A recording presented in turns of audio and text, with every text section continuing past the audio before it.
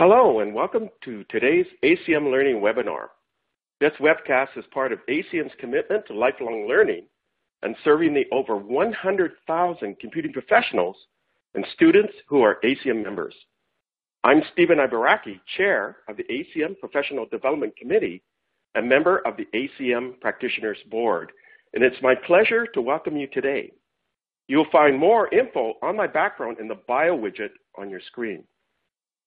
For those who may be unfamiliar with the ACM or what it has to offer, ACM offers educational professional development resources that bolster skills and enhance career opportunities. Our members can stay competitive in the constantly changing world of computing with a range of ACM Learning Center resources at learning.acm.org. You can see more of the highlights on your screen.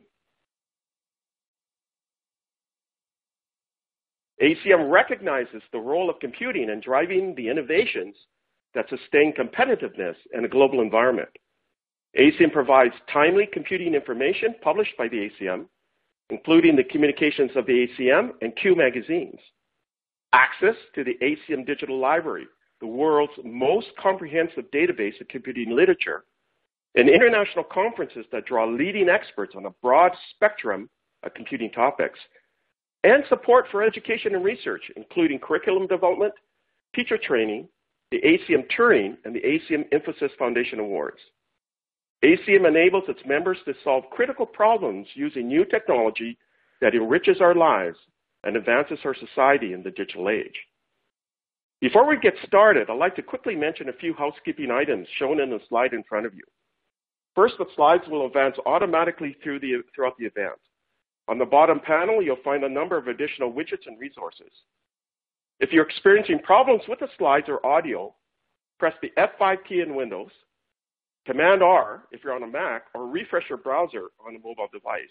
Or you can close or relaunch the presentation. To control the volume, adjust the master volume on your computer.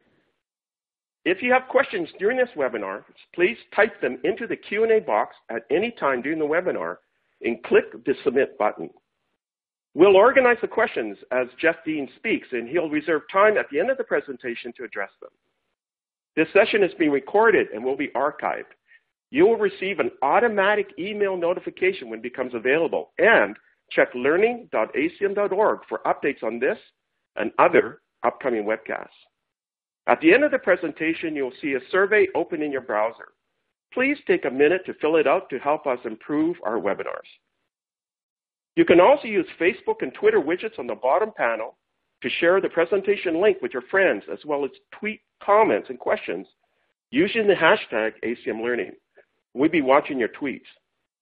Today's presentation is Large-Scale Deep Learning with TensorFlow for Building Intelligent Systems by Jeff Dean. Jeff is a Google Senior Fellow where he leads Google's deep learning research team, working on systems for speech recognition, computer vision, language understanding, and various predictive tasks.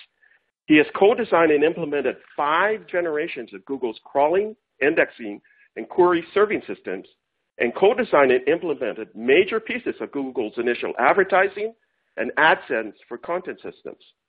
He's also co-designer and co-implementer of Google's distributed computing infrastructure, including MapReduce, Big Table, spanner systems, protocol buffers, LevelDB, systems infrastructure for statistical machine translation, and a variety of internal and external libraries and developer tools. Jeff, without further ado, take it away.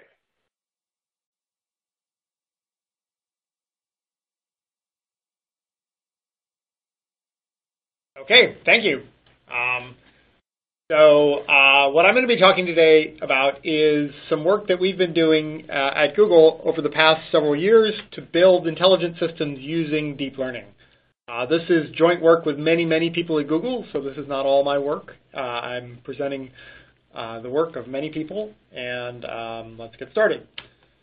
So one of the things that's happened over the last decade or perhaps 15 years is that we've gotten a better handle on how to build systems that can actually store raw data and manipulate it in various ways. Tools like MapReduce and Big Table and Spanner, and those things have open source equivalents such as Hadoop and HBase and Cassandra, And all of those tools really make it so that it's possible now to take large data sets and do computations on those data sets.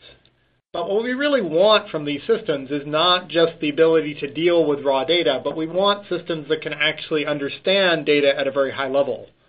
So what do I mean by understanding? And so here's an example. If I showed you this image as a human, you would have no trouble telling me what that is a picture of. You could write a sentence about it. You could say that's a cute little girl holding a teddy bear. If I showed you this street scene, you would obviously be able to read all the text in the street scene and know what kinds of stores exist there, and that funny second story place is where you might go to get a men's suit, and that this yellow bannered place has the lowest prices compared to the place next door. If I'm speaking into a microphone, computers have traditionally had relatively difficult times understanding what people say. Speech recognition is a field with a long history, but it's made some dramatic improvements in the last few years, and that'll have big implications for how we build mobile devices, especially because the speech is a very natural interface for such devices. In terms of one of the things that Google cares about a lot, search queries, one of the problems we have with searches is that we have a query like this from a user, car parts for sale, and we need to make a decision about which documents are most relevant to that.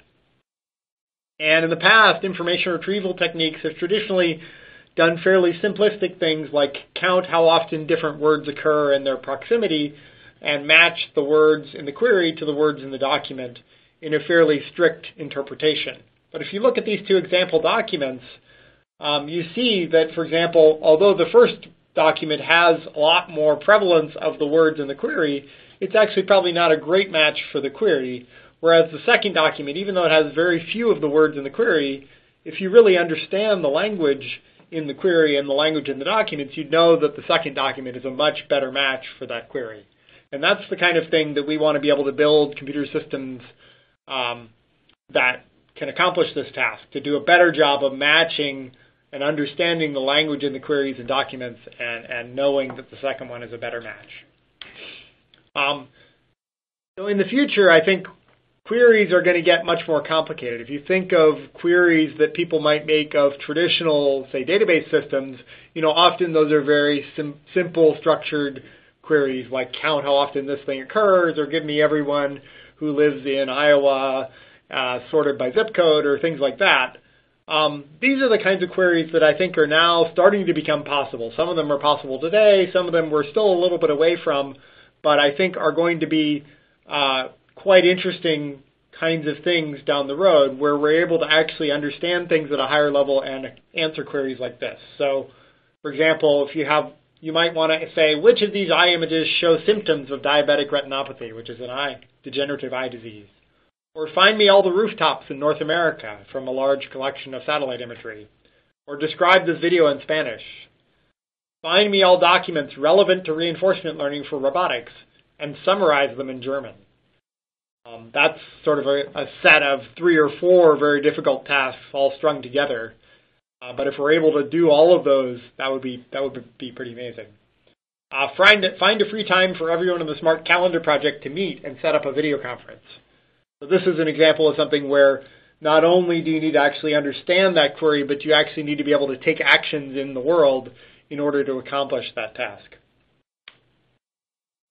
So one of the things that has happened in the last sort of 5 or 6 years is that neural networks, which have actually been around for quite a long time, have had a big resurgence. And part of what I'm going to talk to you today about is why that's the case and some of the kinds of things that neural networks are able to accomplish as a way of showing you how some of the queries on the previous slide can actually be handled and helped by having neural networks.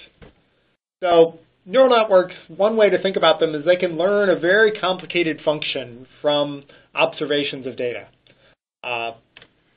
So as one example, one thing they can do is take in an image, the pixel values of an image, and put it through a sequence of these layers and actually accomplish something like, tell me what is the dominant thing in that image.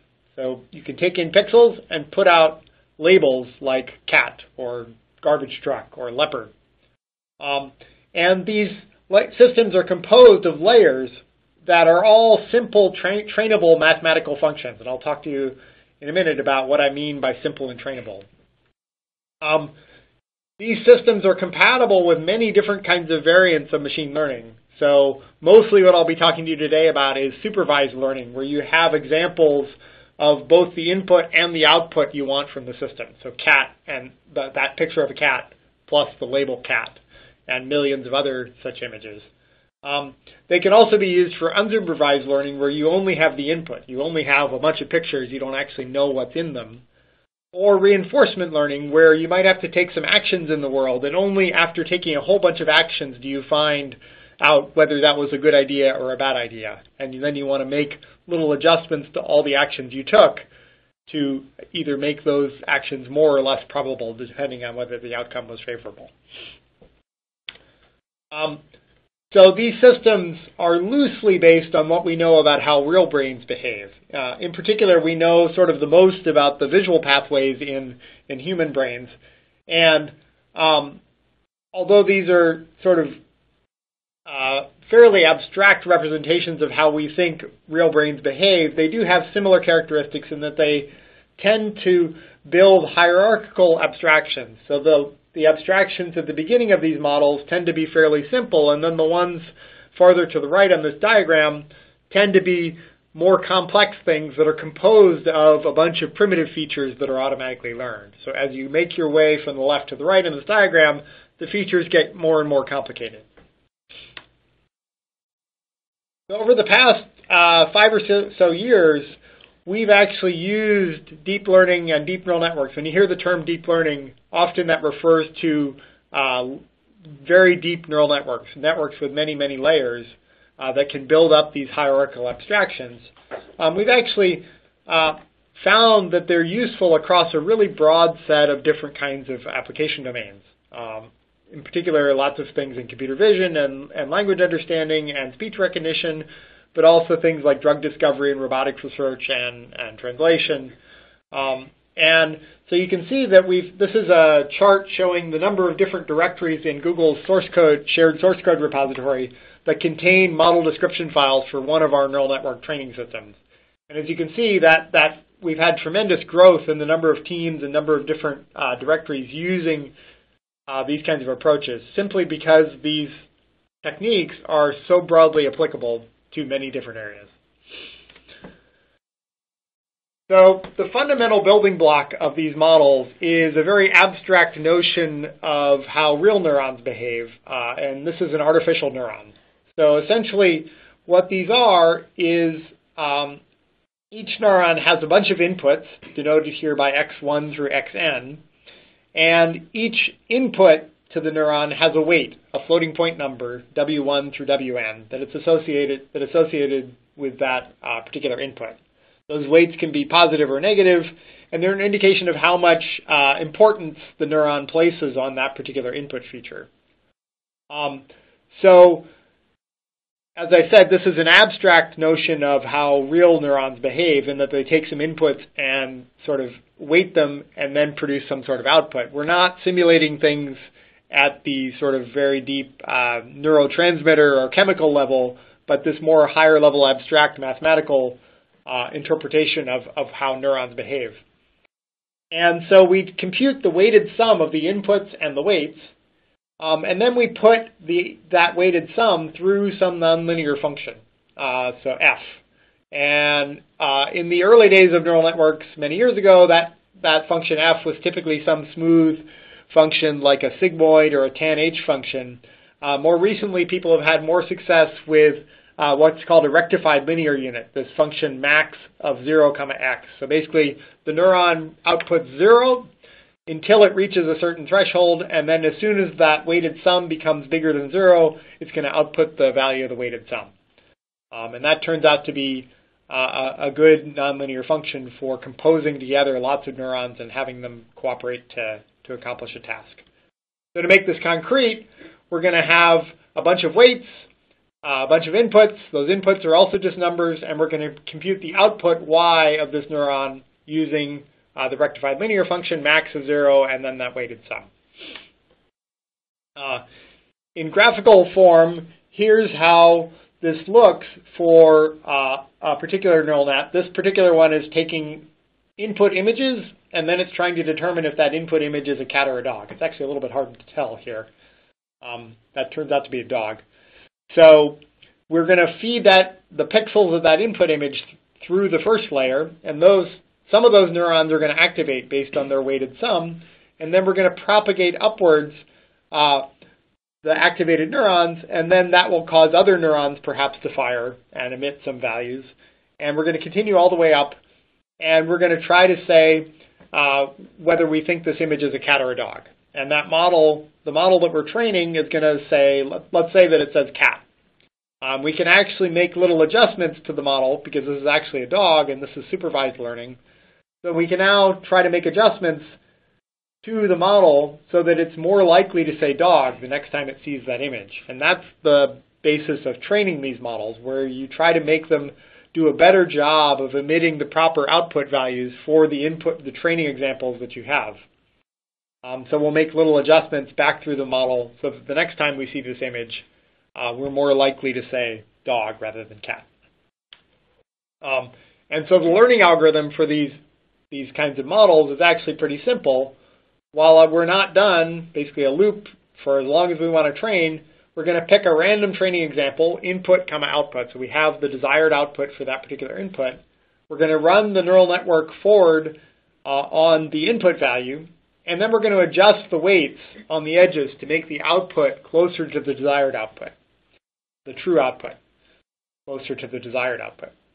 And it turns out that backpropagation is a technique for using derivatives of the functions computed by the neural net to make little adjustments. The derivative turns out to point us in the direction of the error that we're making, and we can follow the gradient of the error with respect to the connections, and that allows us to adjust the weights in such a way that the next time we're more likely to give the correct answer.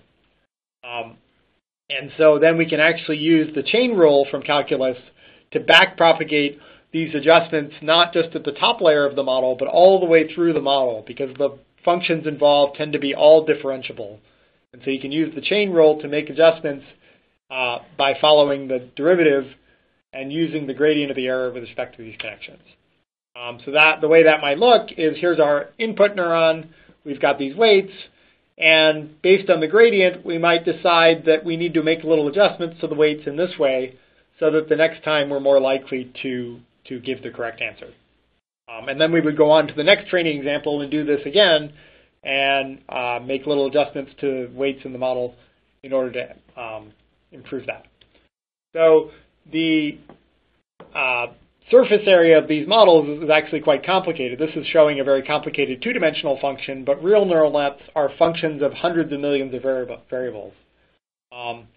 And so what we're trying to do is get to the global minimum of this function. So we have some loss function, basically says how well are we doing on assessing the accuracy.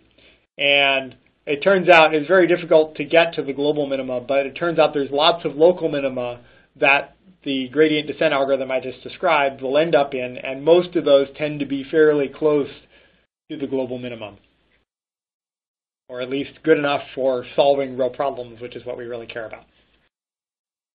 So there's plenty of raw data in the world, just a few examples here. So how can we build systems that really understand this data? One really nice property of neural nets is that the results tend to get better as you give them more data, but in order to give them more data and have them take advantage of it, you often need to make the model bigger, because what you're trying to do is pick up on not just the obvious trends that show up when you have a small amount of data, but also the more subtle patterns that show up only when you have a large data set. And the combination of those two factors, needing to train on a much bigger data set and also to train a larger model on that data set, actually means you need quite a lot more computation in some cases. Better algorithms and new insights also help as well, but a really nice property is that you can scale these things up and they tend to do better. as an aside, neural nets are not that new. They were actually developed 20 to 30 years ago, and a lot of the fundamental training algorithms and so on that we're using now successfully actually were developed in that time frame. And so what changed is we now have sufficient computational resources to train large models, and we also have these large data sets that are interesting in various ways to allow us to train models that can do interesting tasks rather than sort of more contrived tasks. Okay, so let's go quickly through some ways that deep learning is having a big impact at Google. So one of the first things that we did was work with our speech recognition team to improve the speech recognition models using deep neural nets rather than the earlier kinds of machine learning models they were using. And essentially, these models take an acoustic input, so an audio waveform over time, basically a recording from a microphone, and then feed it through a deep neural network. And the output of that neural network is actually a transcript of what the user said. So how cold is it outside is the output of this model given the acoustic input of someone saying that. And these kinds of approaches have reduced the word error rate in the speech recognition system by more than 30% through a series of improvements. And that's been really important because as speech recognition starts to work better, users start to rely on it more, and you can count on it as a really sort of fundamental part of your user interfaces and user experience. Whereas if it doesn't work as well, that tends to limit its utility. Another big area where neural nets have made huge improvements in the last 5 years or so is in image recognition. So there's a public contest called the ImageNet Challenge, which has about 1 million images that are labeled with one of 1,000 different classes, each image.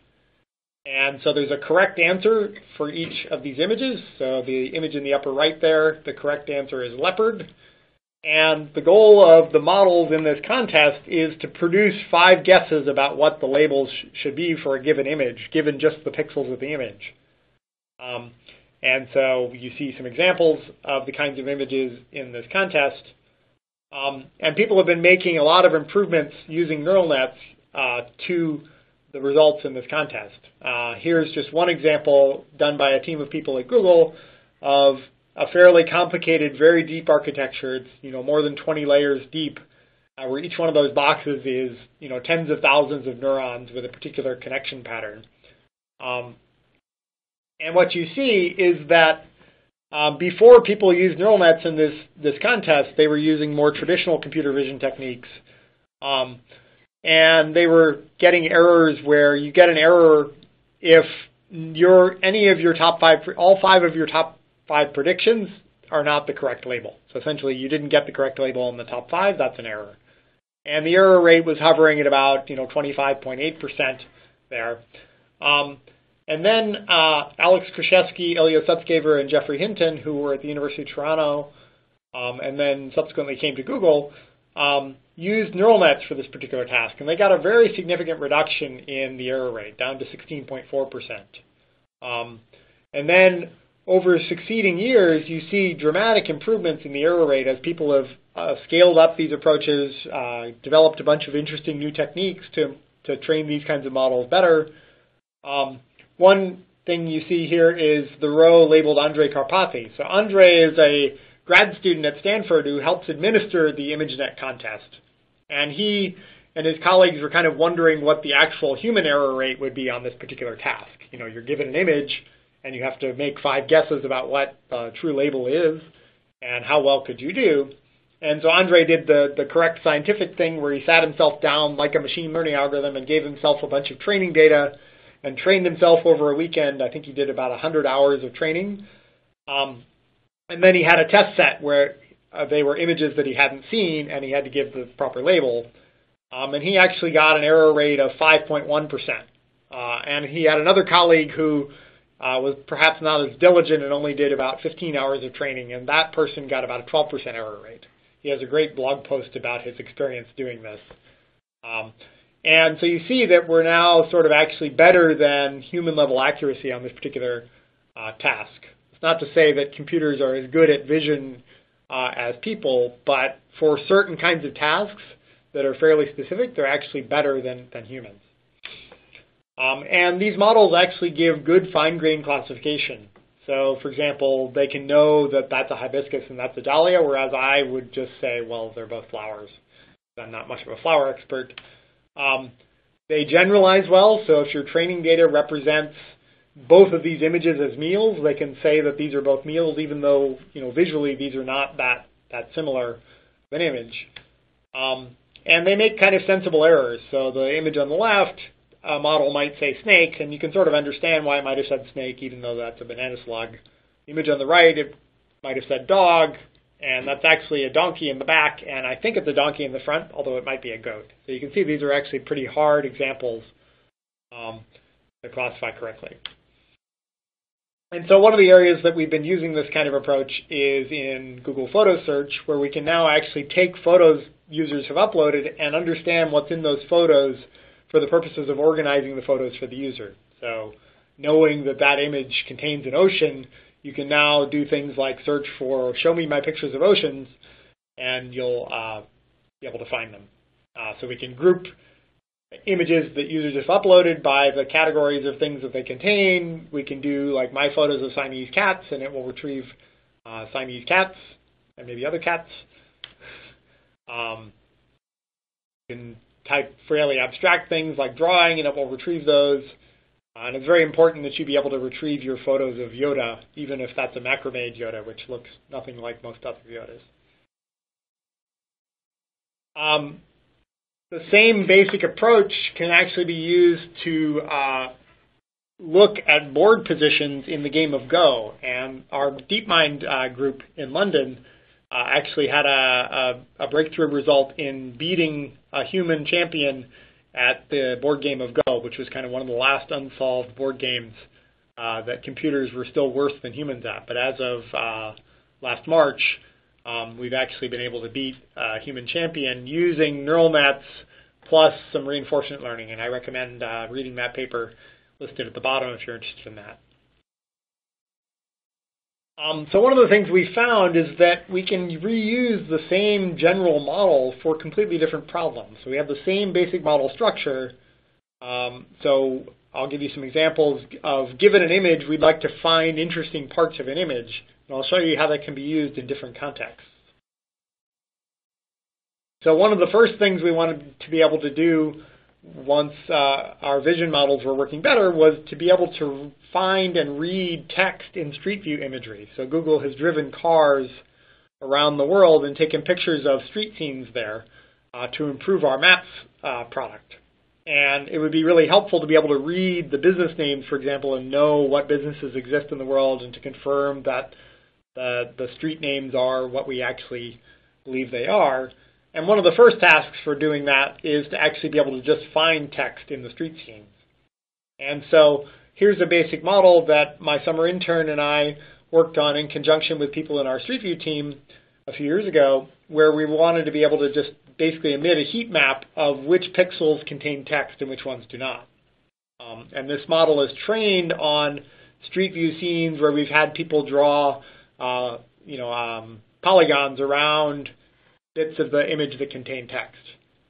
And you can see that this model works well on lots of different kinds of character sets, on different size fonts, different color fonts, purely from learning from the examples we gave the model.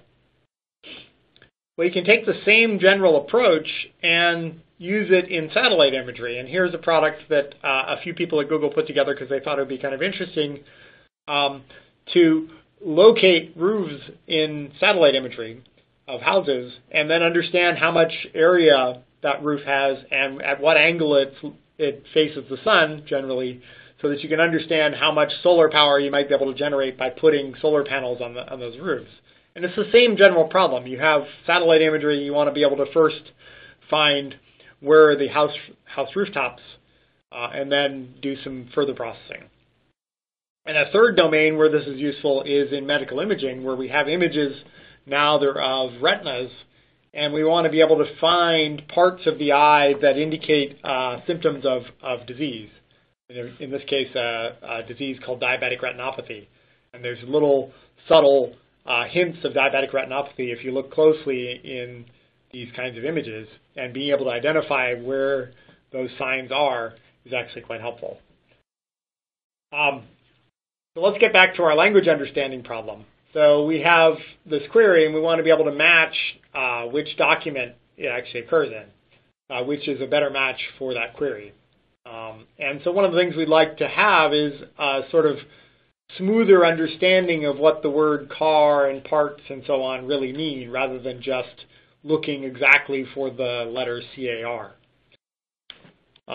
And so one of the things that you can use in neural nets is what we'll call an embedding function, where essentially we're going to represent different words by a point in a high-dimensional space.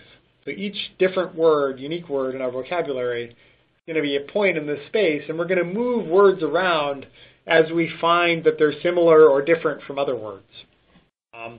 And so what we hope is that we end up with an embedding function where, say, words like porpoise and dolphin are near each other in this very high-dimensional space.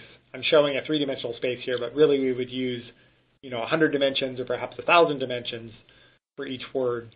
So we hope that words that are similar end up very near each other in this space, and that words that are unrelated, like camera and porpoise, are not really anywhere near each other in this high-dimensional space. And so one way that you can train these embeddings in the same way you train other parts of a neural net with backpropagation. So essentially, there's a model called word2vec, where essentially we're going to take a small window of words, and we're going to try to use the center word in that window to try to predict one of the other nearby words. So I'm going to use the word automobile to try to predict the presence of the word parts. So we're going to look up the embedding for automobile. So now we have, say, a 100-dimensional vector for automobile. We're then going to use the contents of that 100-dimensional vector, which is just 100 floating point numbers, to try to predict the word parts from our vocabulary. And if we're able to do that, great. If we're not able to do that, then we're going to make little adjustments using backpropagation to the model, and including moving the embedding representation for automobile around a little bit so that it more likely will predict the word parts next time we see the word automobile. And if you do that, you get actually the property that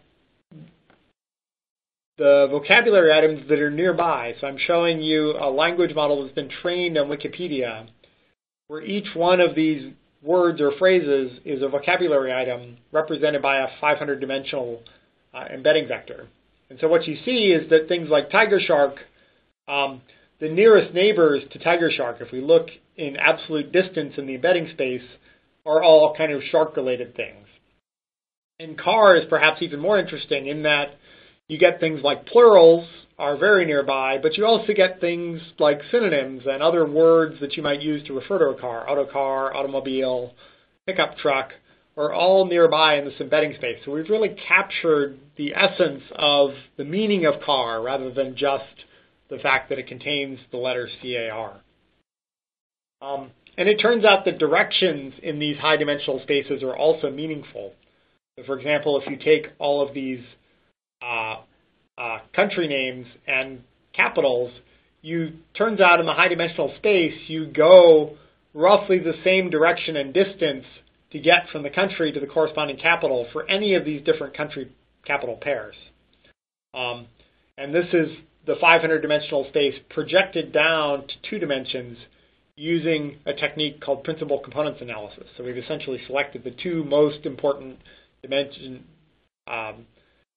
here, projected it down to 2 dimensions so that we can visualize the space better. And you also see that things like verbs, present and past tenses of verbs, tend to make the same kind of structure regardless of what the verb is in this space. And this actually allows us to do interesting things like solve analogies with just simple vector arithmetic on the embedding vectors. So queen is to king as man is to woman can be solved as man is to what can be solved with just simple arithmetic on the vector.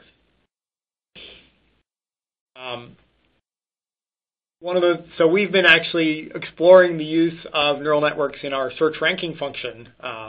And last year we launched a system we call RankBrain, which is essentially a deep neural network for, given a query in a document, we want to say how good a match is that document for that particular query.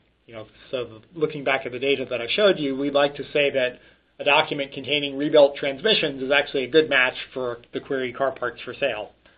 And actually, it turns out that using this, we're actually able to have the third most important search ranking signal out of hundreds of different signals once the system launched. Okay, I think I'm going to skip quickly ahead. There's a lot of interesting things about recurrent models, basically looking at how do you model sequences of data. And there's a simple model of memory that you can have in a computer where you can write a memory cell or read a memory cell or erase or forget what's in a memory cell. And so that you can think of as a model of how DRAM works, for example. It turns out that there's a really fundamental piece of work by Sepp Hochreiter and Jürgen Schmidhuber developed in 1997 called long short-term memory, which is essentially a way of taking that idea of a memory cell and turning it into a building block for neural networks that is actually differentiable. And the way to think about this is, unlike a real memory cell where you discretely either read or write or erase it, here you can actually read a little bit of what's in the memory or write 0.6 of this value into the memory and keep 0.4 of whatever's in the memory, or forget a little bit of what's in the memory. And by making these memory cells differentiable, it turns out that these are really good ways of modeling recurrent modeling sequences and being able to keep hold of information for a long time and then returning it when you need it. And I'll show you some examples of this. So here are the kind of fundamental equations of the LSTM cell that were developed by Hochreiter and Schmidhuber. And I don't want you to necessarily read all this code, but in our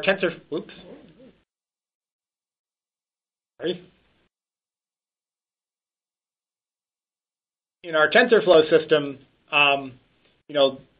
one of the nice properties that researchers really like is that there's a rough correspondence between the kinds of equations you might write in a machine learning paper and the sort of code you would write in the TensorFlow system to implement some of those equations. So just remember that as an LSTM cell building block. So my colleagues, Ilya Sutskever, Oriol Vinyals, and Kwok Lee decided to use LSTM cells to model a problem of taking one sequence and transforming it into another sequence. Now this seems like a rather abstract problem, but it turns out it's actually quite useful in a bunch of different domains that I will talk about. So you have an input sequence, ABCD, and we have some training data, ABCD maps to X, Y, Z, Q, and we want to actually train the model to, when it sees ABCD, to emit X, Y, Z, Q. It turns out that's actually the problem of translation if you frame it in this context, where you have a French sentence here, and you want to train the model to, when it sees a French sentence, to be able to emit the corresponding English sentence. So we take in French one word at a time. When we see the corresponding end of French token, we're going to train the model to emit English one word at a time that is the corresponding meaning. And so we have some training data that is English and French, or French and English sentence pairs.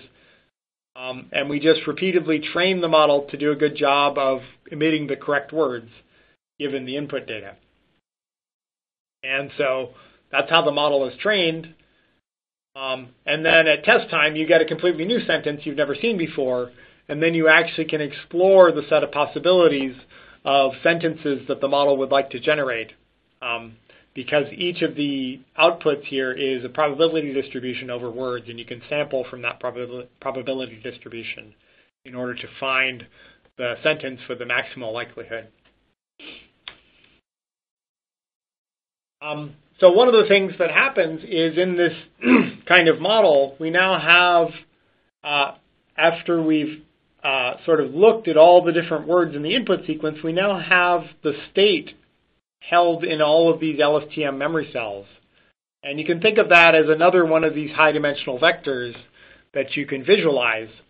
in the same way that we projected things down to 2 dimensions. So if we look at the state after absorbing some different input sequences and then map that state, which is really like a 4,000 dimensional vector, down to just 2 dimensions, what you can see is that words and phrases with similar meanings end up nearer each other than words and phrases with the same words but the opposite meaning. So John is in love with Mary is close to John admires Mary, and those are both far away from Mary admires John, which is what you would hope, because we actually care about being able to map similar meanings to points that are near each other in this high-dimensional space. Similarly, here's some other examples that show the words at the top, the 3 phrases at the top, all have the same meaning, and they're all far apart from the words at the bottom that have the opposite meaning. So one of the ways that we've been able to use this in some of our products is a system called Smart Reply. And in 2009, we actually made an April Fool's joke about this. We said, haha, Gmail is actually going to start responding to your email automatically for you. But it turns out that in November last year, we were actually able to launch a real product around this. And the way this works is essentially the sequence-to-sequence model. So we take in the incoming email a word at a time, and we try to predict what is a likely response for this email, given the context of the incoming email. And this works quite well. So now more than 10% of replies on our mobile inbox application for Gmail are generated using the automatically generated responses. And so here's an example of how this works. We first use a small neural network to take this message that a user has received and predict, is this the kind of thing where a short response might make sense, that we could actually have a reasonable chance of generating a good response. And if yes, then we activate a much more expensive model, a sequence-to-sequence model that tries to predict, given this input data, what are the likely outputs. And so here's an example of a message one of my colleagues received from his brother. It says, hi, we wanted to invite you all for an early Thanksgiving dinner. Please bring your favorite dish, RSVP by next week. And then we activate the Smart Reply model, and it generates these 3 plausible responses. Count us in, we'll be there, or sorry, we won't be able to make it. And so you can select one of those and automatically reply. You can also edit the response after you select it. And the sequence-to-sequence work has actually spawned a huge set of follow-on work. This is just a few of the examples of work done at Google and elsewhere for using this model or variations of this model and different kinds of domains that this model can be applied to many different kinds of problems. So I'll show you just one more. Remember that cute picture of the little girl? So it turns out if instead of accepting input one word at a time, you rip off the front part of this model, the sequence-to-sequence model, and instead initialize the state of the decoding part of the model with the high-level features from one of these convolutional image models. So now we have an image model, we take in pixels, we get high-level features out of that image model, and we use those to initialize the state. So those high-level features have a really good understanding of what kinds of things are in that image, because that image model was trained to be able to say, a little girl and teddy bear.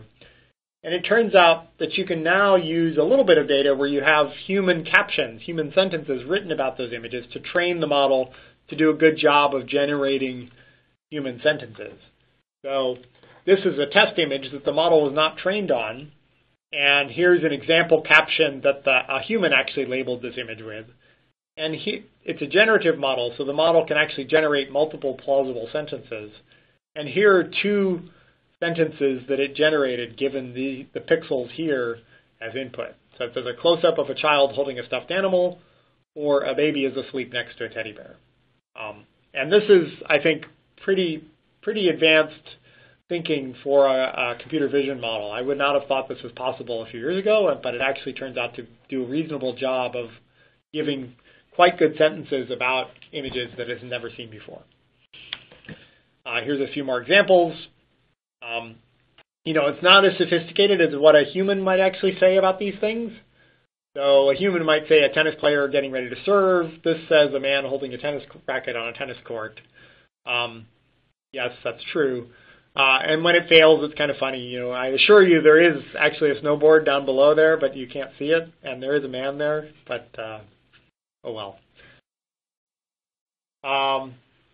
You can put all these things together. So we have vision and translation, and we have an app that allows people to, when they're traveling, hold up the camera viewfinder to signs that are perhaps in a language they don't understand or speak, and we superimpose their language onto the image and the text that we find. So we actually have to find text in the camera view pixels, translate that text, and then superimpose that translated text onto the image. Okay, so let me very briefly talk about the tools that we've been building, a system called TensorFlow. So there's a huge difference in turnaround time if you're trying a machine learning experiment and you get results in minutes or hours rather than weeks. So it's just a very fundamentally different feeling doing research when you can launch an experiment and get results that afternoon.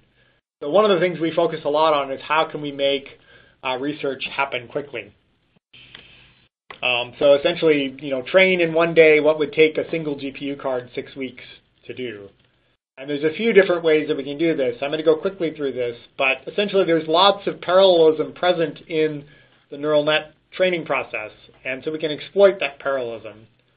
I'm going to skip over, well, so model parallelism is essentially the idea of taking a large model and performing the computations in that model in parallel on different computational devices. So for example, we could partition the computation here into 3 pieces, and now we can have 3 different computers or 3 different GPU cards work on the computation needed to perform the operations for that neural network. Data parallelism is this idea of having many different replicas of the model and having a shared set of parameter servers that are going to hold the parameters of the model, the parameters that we're making little adjustments to as we do gradient descent. And we can essentially train those by having each model replica, before it picks up a small batch of examples, get the current set of parameters. Then it runs through a small batch of examples, computes a gradient that it would like to apply to those parameters, and instead of applying that locally, it sends it back to the centralized parameter servers. And that allows those parameters to be adjusted by the parameter servers. So now we have a new set of parameters. And we can actually do this on the next step, get into the new parameters, make little adjustments to those, and apply them there. And what you see is you can actually do this all in parallel with many different replicas training on different data examples and then making adjustments to those parameters. And this actually helps quite a bit. So if you see the training time in hours on the x-axis here and the accuracy on the y-axis, it takes a lot longer using one GPU to get to a certain level of accuracy than it does to use 50 GPUs, 50 replicas of the model. You get about a 30x speed up using 50 GPUs. And that allows us to do the research that we want to do much more quickly. Okay, so there's a bunch of things you might want in a machine learning system. One is being able to express lots of different machine learning ideas. One is being able to scale to large data sets and to run experiments quickly. And you'd like to be able to run on a variety of platforms and reproduce those results and have research that you've done be ready to go directly into real products without having to re-implement it. So we've actually been working on a system called TensorFlow. We've now actually open sourced this system, and we think it does a good job of meeting those requirements in the previous slide. We released this in November last year, and it's available on GitHub, and we have our own website that has a bunch of tutorials and pointers to the GitHub code. It has a very flexible Apache 2.0 license, so people can take this and pretty much do whatever they want with it and use it to solve machine learning problems they might have. And there's been a really good reaction to this in the community. We have a white paper about it that I won't go into. You can see this is a pretty significant group effort on many people's part at Google. This paper kind of describes the inner workings of how TensorFlow operates. We've had quite strong external adoption of TensorFlow.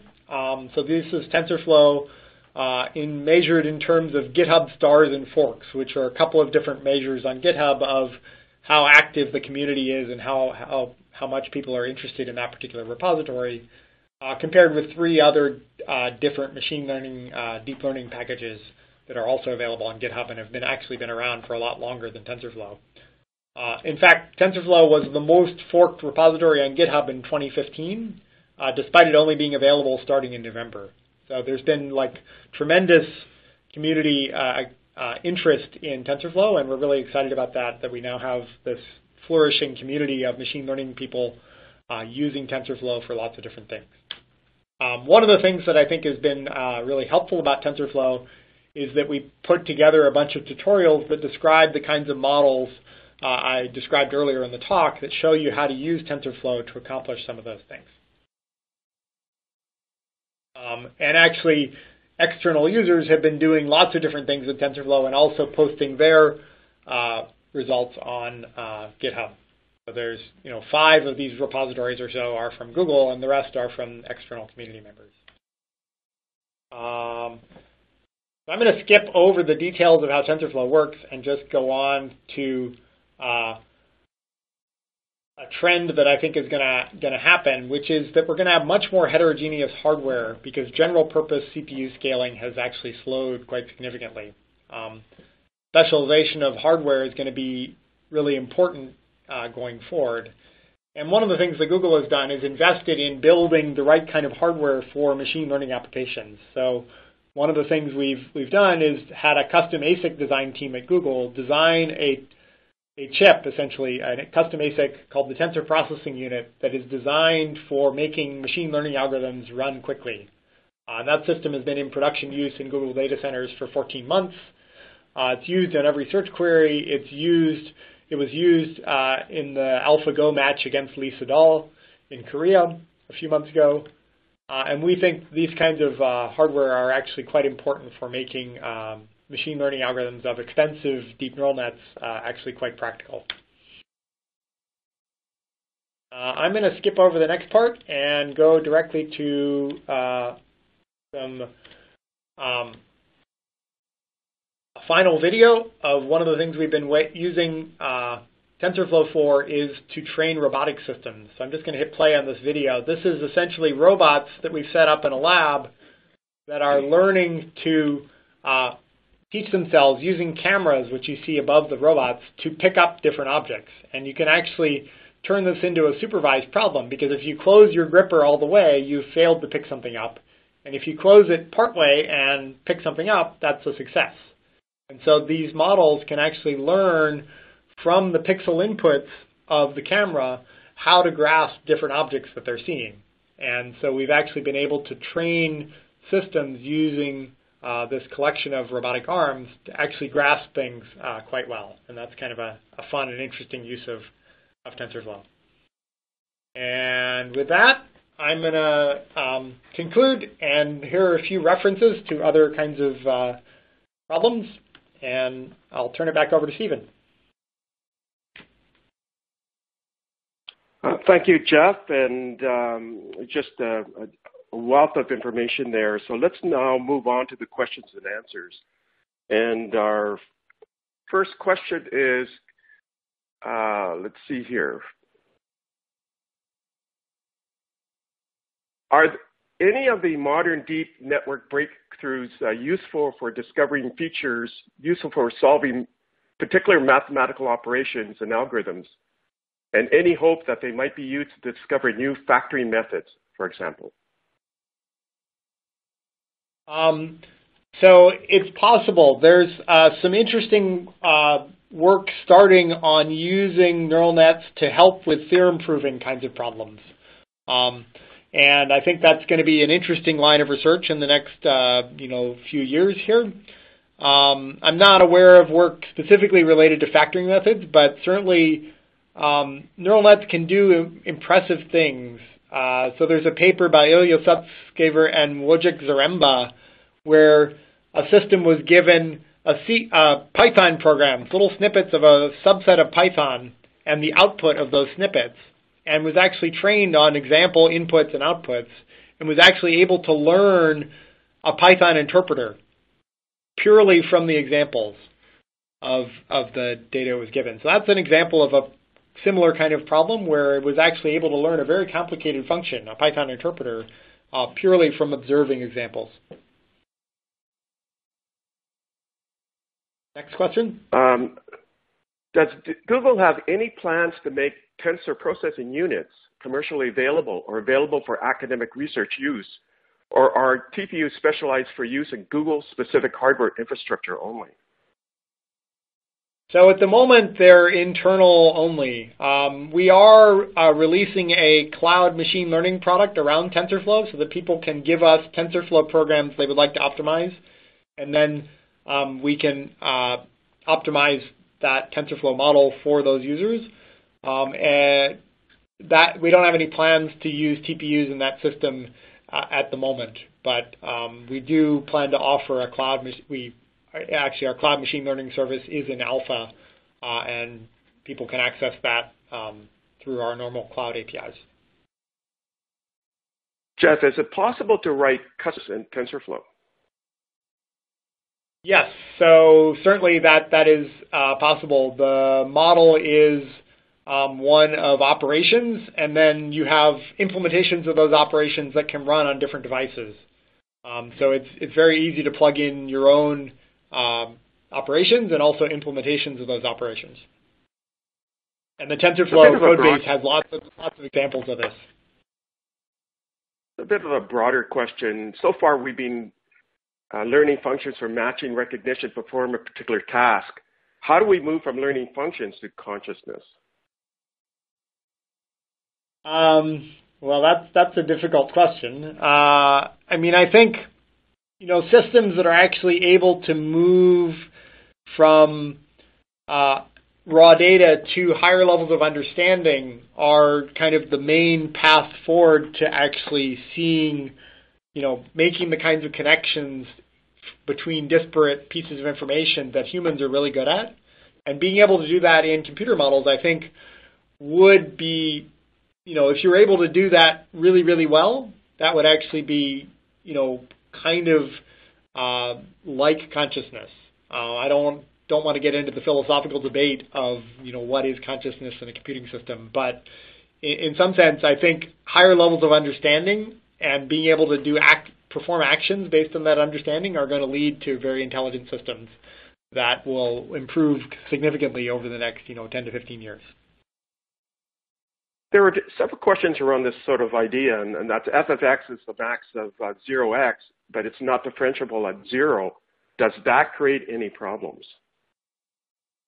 Yeah, you're right. It's not differentiable at 0. It doesn't seem to create problems. And again, a series of questions, in trainable networks where you have a large image of a cat, what is really the representation taken as input to the next layer? So the actual input representation is maybe a 200 by 200 array of pixel values, where the pixel values are just 3 numbers for red, green, and blue. And then that feeds into the next layer, which might have a whole bunch of neurons at each spatial position. And so each of those outputs might, you might have 128 neurons at each spatial position. And those are just, the outputs of those are just numbers, again, arranged in a grid. And so essentially that's a 3-dimensional array, which you can think of as a tensor, not in the physics sense, but in the sense of the kind of more informal meaning of a tensor, which is a multi-dimensional array. And so that's how TensorFlow actually got its name, is it's very good at representing the kinds of tensors that flow around in these kinds of models. How many layers does it take to call a neural network deep? That's more of a invented term by the popular press, deep learning. So, I don't have a specific answer. I would say, 20 or 30 years ago, we were training models that were 2 or 3 layers deep. Now we're training routinely ones that are 10 or 50 or a few hundred layers deep. I would say anything more than 5 or 6 layers, you could call deep if you want. Okay, this is our probably our last question, or next to last. Do you see any possibility to use deep learning and reinforcement learning settings with very little feedback? Yeah, I think this is actually a big research challenge for this kind of area of work, is that generally neural nets tend to need a lot of examples to do a good job. But what we actually care about is being able to generalize very well from a very few number of labeled examples. You know, humans are incredibly good at this. I can see one or two examples of a whiteboard marker, and all of a sudden I just know that those are whiteboard markers. Whereas neural nets might need, you know, hundreds of examples of the images of those.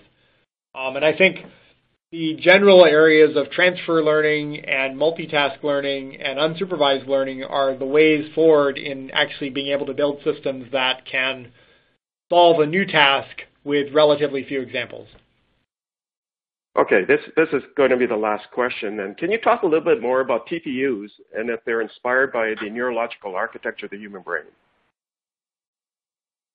So, sure, I can't say too much about TPUs. They're not particularly inspired by the human brain. They're really looking at the kinds of computations you want to perform in deep neural networks in particular, and the realization that, for example, some of those kinds of computations, neural nets tend to be actually quite forgiving of a bit of noise.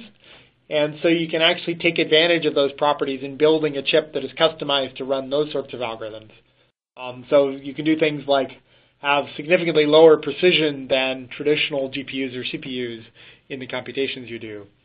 I think it's useful to look at biology for inspiration, but on the other hand, biological systems and silicon systems have different strengths and weaknesses. So it's important to kind of build systems that can actually do a good job given the capabilities we have in silicon today, while also taking inspiration from biology. You know, we're flooded with so many questions. I was going to just ask you one more. People are asking, how does TensorFlow compare to some of the other platforms that are like Theano or Caffe and others in terms of performance capabilities? Right. So that's a pretty long answer question. There's a lot of actual comparisons on the web. Sumit Chintila, who works at Facebook, has a public GitHub site that actually does a performance comparison of a bunch of these packages, and I would say basically that Torch and TensorFlow tend to be at the same level of performance typically. In terms of ease of use, I think people tend to find TensorFlow and Theano fairly easy to use from Python. They both TensorFlow and Theano feature automatic differentiation, which means you don't have to sort of differentiate your functions. The frameworks will do it for you, which is a nice property in these backpropagation-based learning algorithms. But in some sense, we feel like TensorFlow has a good mix of production readiness, ease of use, and performance and scalability. And that's kind of why we built it and open sourced it. The other packages have different strengths and weaknesses in those areas that are, you know, somewhat different trade-offs. We feel like TensorFlow is a good trade-off for the kinds of problems we work on, and we hope other people agree. So, Jeff, again, I want to thank you. I'm afraid we've run out of time today. And again, a special thank you to Jeff Dean for his informative presentation and insightful answers to the many questions. And a special thanks to each of you for taking time to attend and participate today. This webinar was recorded and will be available online in a few days at learning.acm.org/webinar. And you'll find announcements on upcoming webinars and other ACM activities at learning.acm.org and acm.org. Also, please fill out our quick survey where you can suggest future topics or speakers, which you should see on your screen. And again, on behalf of the ACM, Jeff Dean, and myself, Stephen Ibaraki, thanks again for joining us. And I hope you will join us again in the future. This concludes the webinar.